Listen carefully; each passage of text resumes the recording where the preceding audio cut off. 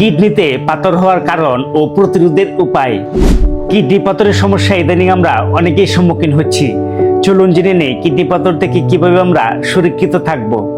কিডনিতে পাথর হওয়ার কারণ। কিডনিতে পাথর তৈরি হওয়ার প্রধান কারণ হলো ডিহাইড্রেশন বা পানি শূন্যতা। দৈনিক পর্যাপ্ত পরিমাণ পানি পান না করার কারণেও দেহের পানির পরিমাণ কমে গিয়ে কিডনিতে পাথর হওয়ার ঝুঁকি বেড়ে যায়। খাবারে অতিরিক্ত লবণ খাওয়া ও উত্তেজক জাতীয় দ্রব্য সেবন করা এবং অধিক পরিমাণে মাংস, চর্বিযুক্ত ও তৈলাক্ত খাবার গ্রহণ করার কারণেও কিডনিতে পাথর হওয়ার ঝুঁকি থাকে।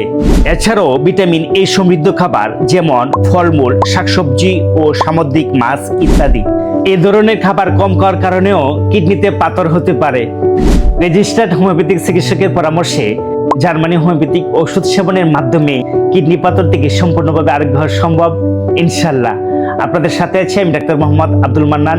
আপনাদের প্রত্যেকের সুস্বাস্থ্য কামনা করে আজকের এই ভিডিওটি এখানে শেষ করছি। দেখা হবে পরবর্তী ভিডিওতে। আল্লাহ হাফেজ।